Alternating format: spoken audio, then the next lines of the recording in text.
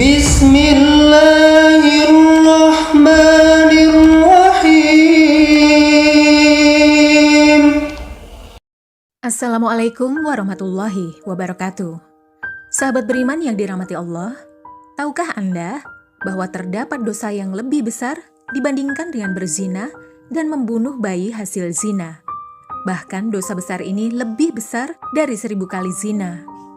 Berhati-hatilah, karena perbuatan ini sering kali dan banyak yang melakukannya. Kira-kira dosa apakah itu? Dikisahkan pada suatu senja yang lengang di zaman Nabi Musa alaihi salam. Terlihat seorang wanita berjalan terhuyung-huyung. Pakaiannya yang serba hitam menandakan bahwa ia berada dalam duka cita yang mencekam. Tudung kepalanya menangkup rapat hampir seluruh wajahnya, tanpa rias muka atau perhiasan menempel di tubuhnya. Kulit yang bersih, badan yang ramping, dan wajah yang ayu tidak dapat menghapus kesan kepedihan yang tengah meroyak hidupnya. Ia melangkah terseret-seret mendekati kediaman rumah Nabi Musa alaihissalam. Diketuknya pintu perlahan-lahan sambil mengucap salam.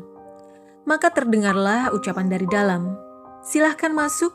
Perempuan cantik itu pun lalu berjalan masuk sambil kepalanya terus menunduk.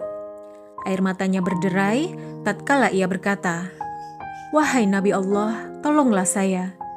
Doakan saya agar Tuhan berkenan mengampuni dosa kecil saya." "Apa dosamu, wahai wanita ayu?" tanya Nabi Musa alaihissalam. "Saya takut mengatakannya," jawab wanita ayu tersebut. "Katakanlah, jangan ragu-ragu," desak Nabi Musa. "Saya telah berzina," ucap wanita itu. Kepala Nabi Musa terangkat, hatinya tersentak. Perempuan itu pun meneruskan ceritanya. "Dari perzinaan itu, saya pun hamil. Setelah anak itu lahir, kemudian saya langsung mencekik lehernya sampai meninggal," ucap wanita itu sambil menangis sejadi-jadinya. Mata Nabi Musa pun berapi-api dengan muka berang yang menghardik perempuan celaka. "Pergi kamu dari sini, agar siksa Allah tidak jatuh ke dalam rumahku karena perbuatanmu," teriak Nabi Musa sambil memalingkan wajah karena jijik. Perempuan berwajah ayu dengan hati bagaikan kaca membentur batu yang hancur luluh lantah, segera bangkit dan melangkah surut. Ia menangis terangguk-angguk dan keluar dari rumah Nabi Musa alaihissalam. Ratap tangisnya amat memilukan. Ia tak tahu harus kemana lagi hendak mengadu. Bahkan, ia tak tahu kemanakah kakinya akan melangkah. Bila seorang nabi saja sudah menolaknya, bagaimana pula manusia lain bakal menerimanya?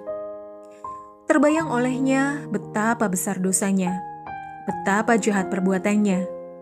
Setelah wanita ayu keluar dari rumah Nabi Musa, malaikat Jibril pun turun mendatangi Nabi Musa. Malaikat Jibril lalu bertanya, "Mengapa engkau menolak seorang wanita yang hendak bertaubat dari dosanya? Tidakkah engkau tahu dosa yang lebih besar daripadanya?" Nabi Musa pun terperanjat. "Dosa apakah yang lebih besar dari kekejian wanita pezina dan pembunuh itu?" Malaikat Jibril menjawab, "Orang yang meninggalkan sholat dengan sengaja dan tanpa menyesal, dosanya lebih besar daripada 1000 kali berzina." Mendengar penjelasan ini, Nabi Musa kemudian memanggil wanita tadi untuk menghadap kembali kepadanya. Ia mengangkat tangan dengan khusyuk untuk memohonkan ampunan kepada Allah Subhanahu wa Ta'ala untuk perempuan tersebut. Nabi Musa menyadari bahwa orang yang meninggalkan sholat dengan sengaja dan tanpa penyesalan sama saja dengan menganggap remeh perintah Allah Subhanahu wa Ta'ala. Orang tersebut seolah-olah menganggap Allah Subhanahu wa Ta'ala tidak punya hak untuk mengatur dan memerintah hambanya. Ibnu Qayyim al-Jauzi mengatakan bahwa kaum muslimin bersepakat bahwa meninggalkan sholat 5 waktu dengan sengaja adalah dosa yang paling besar. Dosanya lebih besar dari dosa membunuh, merampas harta orang lain, berzina, mencuri, dan meminum minuman keras. Orang yang meninggalkan sholat akan mendapat hukuman dan kemurkaan Allah Subhanahu wa Ta'ala, serta mendapatkan kehinaan di dunia dan di akhirat. Di dalam riwayat lain juga dijelaskan bagaimana kejamnya siksaan bagi mereka yang meninggalkan sholat. Ibnu Abbas radhiyallahu an berkata, "Jika langit sudah terbuka, maka malaikat akan datang dengan membawa rantai sepanjang 7 hasta. Rantai tersebut akan digantungkan kepada orang yang tidak melaksanakan sholat, kemudian memasukkan ke dalam mulutnya dan akan keluar dari duburnya. Malaikat mengumumkan, ini adalah balasan bagi orang yang menyepelekan perintah Allah.